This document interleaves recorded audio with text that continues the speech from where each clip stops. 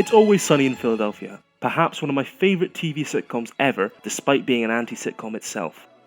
A bizarre blend of absurd comedy and semi-improv, we follow The Gang, a group comprised of Charlie, Mac, Dennis, Dee, and Frank, who all own a bar in Philadelphia named Paddy's Pub.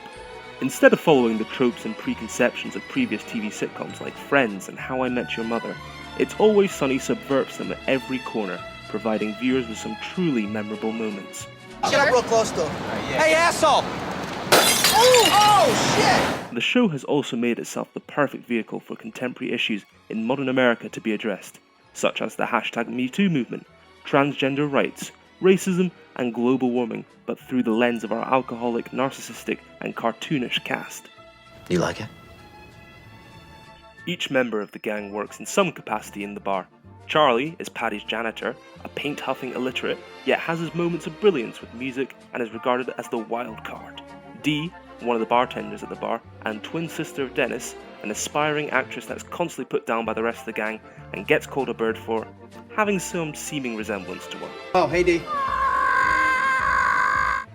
Dennis is the lead bartender with a clear sex addiction paired with his obvious psychopathic tendencies. Mac, the so-called head of security at Paddy's, an aggressively devout Christian despite hiding his clear homosexuality. And finally Frank, the billionaire funding the gang's hijinks with some questionable ethics and morals of his own, and has dubious parentage with Dee, Dennis, and even Charlie. With the gang, the audience experiences all the possible angles on each episode, and no matter how serious the consequences, the gang return to normality after each episode having learned nothing or very little.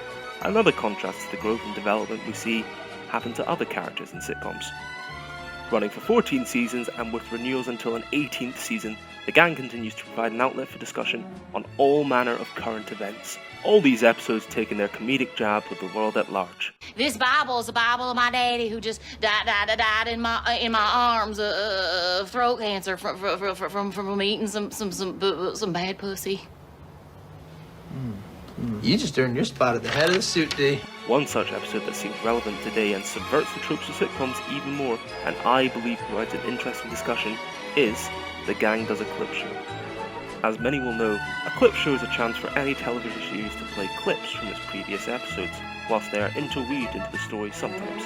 Always Sunny starts off as such, with the gang remembering the good old days, whilst they wait for their phones to install a new update. However, once the gang starts to remember moments from their lives differently from one another, the gang's own reality begins to shift and change. This all stems from when Mac misremembers how Dennis left in the previous season. I'm talking about the last memory where Mac turned the lights off to the bar. Yeah, what about it? Well, that never happened. I turned the lights off. From this, the gang begin to believe that they lived out an episode of Seinfeld and start remembering events they took part in together very differently. Their memories have been altered. This can be compared to what is called collective memory. Collective memory refers to how social groups remember their past, whether it's families, citizens of a city or a nation, or even the gang. As individuals, we have our own memories, whether they are facts or interpretations which can be shared amongst these social groups. But it's not what you'd call history. What makes collective memory and history different is that history aims to be unbiased and factually correct, while collective memory is more representative of past events as associated with the social group's values, beliefs, and narratives. In World War II, a war that many people and nations were influenced by, have shared memories of the Axis being defeated by the Allies. But when asked to remember World War II specifically, Americans reported the attack on Pearl Harbor, D-Day, and the bombings of Hiroshima and Nagasaki as key moments. When Russians were asked the same question, they mostly listed a different set of events, such as the Battle of Stalingrad and the Battle of Kursk. Case in point, the gang all have different memories about how Dennis left the bar. As generations pass, they view these memories in a different light, entirely based on what their social group is or their beliefs and chosen ideology. Again, when the Hiroshima and Nagasaki bombings took place, those who were alive during it saw it in a positive light as a sign the war was over, whilst today, people view the bombing as a negative event during the war. In the era of fake news and fact-checking online, collective memory can be influenced on a huge scale and have a serious effect on all manner of social groups.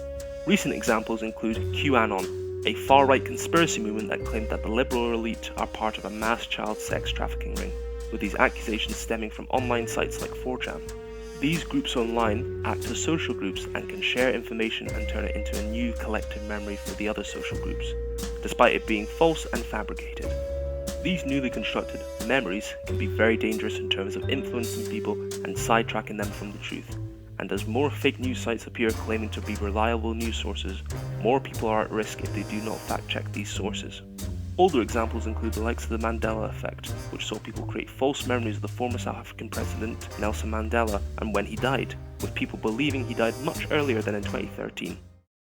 Collective memory can have a huge impact on influencing social groups, and with the likes of QAnon taking serious action based on their collective memory, it's important to realize that anything online should be taken with a pinch of salt, and we can rest easy that the likelihood of creating an alternate version of yourself like Charlie is unlikely. Oh, that's my kid. You gotta get out of here, dude. Oh my God, there's two of you? Okay, well, one of you has to change this baby's diaper, because I need to go get drunk. Are you gonna? Oh, dude, thanks a lot, man. Wait. Why is your voice so high? My voice is high. I'm the one with the normal voice. You're the one with the high voice, dude. I have high voice? You telling me I have high voice? Yeah, your voice is crazy sounding.